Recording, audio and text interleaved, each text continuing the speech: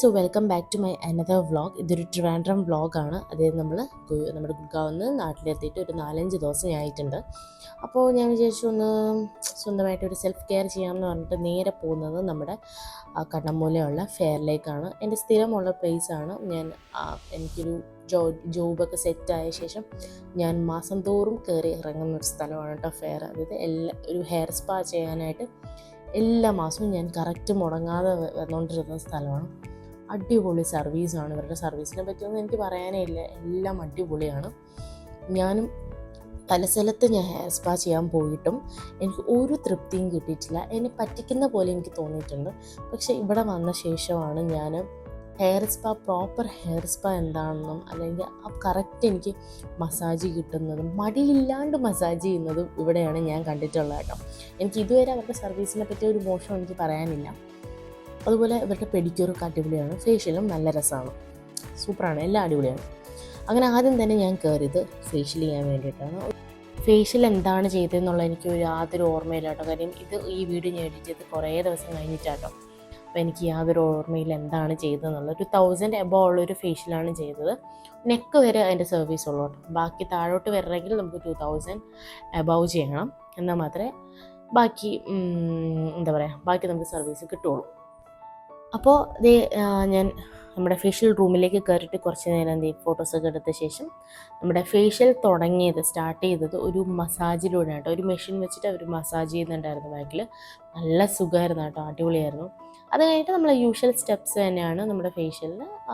സ്ക്രബിങ്ങും സ്റ്റീമിങ്ങും ഒക്കെ ഉണ്ടെന്ന്. എൻ്റെ ഫേസൊക്കെ ആകെ ഡാമേജ് ആയിട്ടിരിക്കുകയാണ്. അതായത് കുറേ ബ്ലാക്ക് ഹെഡ്സ് ഉണ്ട്, കുറേ പൊല്യൂഷനൊക്കെ അടങ്ങി എൻ്റെ സ്കിന്ന് ഇങ്ങനെ ഇങ്ങനെ ഒരു വൃത്തികെട്ട സ്കിന്നായിട്ട് ഇങ്ങനെ ഇരിപ്പുണ്ട്. കാര്യം നിങ്ങൾക്കറിയാമല്ലോ, ഡൽഹിയിൽ പൊല്യൂഷനൊക്കെ ഭയങ്കര വൃത്തികെട്ട പൊല്യൂഷനാണ്. അതുപോലെ അവരെൻ്റെ അടുത്ത് പറഞ്ഞിട്ടുണ്ട് എനിക്ക് നെറ്റിയിലൊക്കെ പിമ്പിൾസ് വരുന്നുണ്ട് കേട്ടോ. പണ്ട് കോളേജിലൊക്കെ വെച്ചിട്ട് ഇങ്ങനെ പിമ്പിൾസ് വരുമായിരുന്നു. ഡാൻഡ്രഫ് നന്നായിട്ട് അധികം കൂടുമ്പോഴാണ് എനിക്കിങ്ങനെ പിമ്പിൾസ് ഇങ്ങനെ ഇറങ്ങി താഴോട്ട് ഇങ്ങനെ വരും. പക്ഷേ അത്രയും സിറ്റുവേഷനിൽ പോയില്ല. അവരെന്നോട് പറഞ്ഞു അത്രയും സിറ്റുവേഷനിലോട്ട് പോയില്ല. ഞാൻ റെഗുലറായിട്ട് പണ്ട് ഞാൻ എപ്പോഴും സ്പാ ചെയ്തുകൊണ്ടിരുന്നതാണ്. പക്ഷെ ഇപ്പം ഞാൻ അങ്ങനെ പോകാറുണ്ടായിരുന്നില്ല. ഞാൻ പറഞ്ഞില്ല, എനിക്ക് ഫെയറിൽ വന്ന് എവിടെ പോയാലും എനിക്കൊരു തൃപ്തി കിട്ടാണ്ടായിപ്പോയി കേട്ടോ. അതാണ് സംഗതി. ഞാൻ ഗുരുഗ്രാമിൽ വെച്ചിട്ടും ഒരു തവണ ഹെയർ സ്പാ ഒക്കെ ചെയ്തിട്ടൊക്കെ ഉണ്ട്. പക്ഷേ എനിക്ക് ഒട്ടും തൃപ്തി ഉണ്ടാവുന്നില്ല കേട്ടോ. എനിക്കറിയത്തില്ല, ഇവിടുത്തെ സർവീസ് വെച്ചിട്ടായിരിക്കും എനിക്ക് ഒരു സ്ഥലത്ത് പോയാലും ഇപ്പോൾ തൃപ്തിയില്ല. അങ്ങനത്തെ ഒരു കണ്ടീഷനാണ്. പക്ഷേ ഇനിയെങ്കിലും ഹെയർ കെയർ ചെയ്യണം. കാര്യം നമ്മൾ നാട്ടിലല്ല നിൽക്കുന്നത്, നമ്മൾ വേറെ സ്ഥലത്താണ് നിൽക്കുന്നത്. അപ്പം ഹെയർ സ്പാ മുടങ്ങാതെ ചെയ്തില്ലെങ്കിൽ നമുക്ക് നല്ല പണി കിട്ടും. പ്രത്യേകിച്ച് ഡാൻഡ്രഫ് ഉള്ളത് കൊണ്ട്. കാര്യം ഡാൻഡ്രഫ് ഉണ്ടായിട്ട് ഇങ്ങനൊരു ഇഷ്യൂ വരുന്നുണ്ട്. പിമ്പിൾ വന്ന് നമ്മുടെ മുഖം ഭയങ്കരമായിട്ട് വൃത്തികേടായിപ്പോവും. അതുകൊണ്ട് ഞാൻ തീരുമാനിച്ചു എല്ലാ മാസവും ഹെയർ സ്പാ ചെയ്യണം, അല്ലെങ്കിൽ മുഖത്തിനൊരു തീരുമാനമായി കിട്ടും.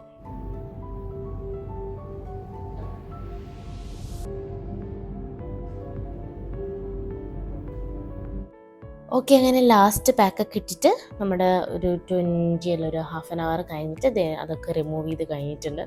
നിങ്ങൾക്ക് ഇപ്പോൾ എൻ്റെ ഫേസ് കാണുമ്പോൾ മനസ്സിലാവുന്നുണ്ടോ എന്നറിയത്തില്ല. ആദ്യത്തെ ഫേസും ഇപ്പോൾ ഉള്ള ഫേസും ഒരുപാട് വ്യത്യാസം എനിക്ക് തോന്നിയിട്ടുണ്ട്.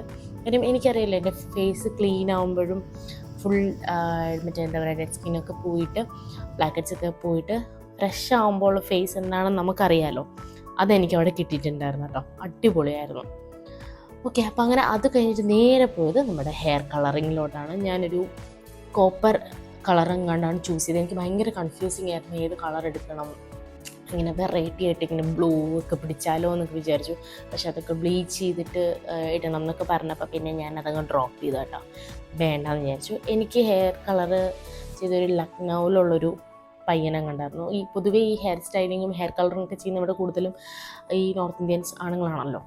അപ്പോൾ പണ്ടൊക്കെ ഞാനിങ്ങനെ ഫെയറിൽ വരുമ്പോൾ ഇവരൊക്കെ ഹിന്ദിയല്ല സംസാരിക്കണേ. എനിക്ക് ഭയങ്കര നാണക്കേടായിരുന്നു ഹിന്ദി അറിഞ്ഞുകൂടാ. ഒന്നാമത്തെ കാര്യം, ഹിന്ദി കേട്ടാലും മനസ്സിലാവുമെങ്കിലും സംസാരിക്കാൻ എനിക്ക് ഇത്തിരി ബുദ്ധിമുട്ടാണ്. എന്ന് വെച്ചാൽ തെറ്റിപ്പോവോ, കുളമാണോ, മണ്ടത്തരങ്ങളാണോ പറയുന്നത്, അവർ കളിയാക്കുമോ എന്നൊക്കെ വിചാരിച്ചിട്ട്. പക്ഷേ ഇത്തവണ പോയപ്പോഴത്തേന് 2 വർഷത്തിന് ശേഷമാണ് വരുന്നത്. പോയപ്പോഴത്തേന് എനിക്ക് അങ്ങനത്തെ യാതൊരു മടിയുമില്ല കേട്ടോ. ഞാൻ അടിപൊളിയായിട്ട് അയാളോട്ട് സംസാരിച്ചു. അതായത് ഭയങ്കര ഹിന്ദി മുൻഷിയായി എന്നല്ല ഞാൻ ഉദ്ദേശിച്ചത്. എനിക്കൊരു നാണക്കേടുമില്ലാണ്ട് പുള്ളിക്കാരൻ്റെ അടുത്ത് സംസാരിക്കാൻ പറ്റി. അത് എനിക്കൊരു വലിയൊരു സന്തോഷമായിട്ട് എനിക്ക് തോന്നി കേട്ടോ. അത് കഴിഞ്ഞിട്ട് നമ്മൾ നേരെ ഹെയർ വാഷ് ചെയ്തിട്ട് നേരെ വന്ന ഹെയർ സ്പായിലേക്കാണ്. കാരണം ഹെയർ സ്പാ ചെയ്തിട്ട് വാഷ് ചെയ്തിട്ട് പിന്നെ നമ്മൾ ഹെയർ സ്റ്റൈലിങ്ങിന് പിന്നെയും നമ്മൾ താഴത്തേക്ക് പോകും. ഇതാണ് സംഗതി. യൂഷ്വലി നമ്മൾ ഫെയറിൽ വരുമ്പോൾ നമ്മൾ ആരെങ്കിലുമൊക്കെ നമ്മുടെ പരിചയക്കാരെയൊക്കെ കാണാറുണ്ട് കേട്ടോ. കാരണം അവിടെ ഭയങ്കര റഷാണ്. ഞാൻ പറഞ്ഞില്ല, ഞാൻ 10:35 കയറി ഞാൻ വൈകിട്ട് 4:30 ഗൈസ് ഞാൻ ഇറങ്ങുന്നത്. അപ്പോൾ നിങ്ങൾക്കറിയായിരിക്കും ഇവിടുത്തെ തിരക്ക് എന്തുമാത്രമാണെന്നുള്ളത്. എല്ലാവരും, എനിക്കറിയത്തില്ല, ഇവരുടെ സർവീസിനായിട്ട് ഇങ്ങനെ വെയിറ്റ് ചെയ്യാൻ റെഡി ആയിട്ടിരിക്കണമെങ്കിൽ നിങ്ങൾക്ക് ഇവരുടെ സർവീസ് എങ്ങനെയാണെന്ന് ഊഹിക്കാമല്ലോ.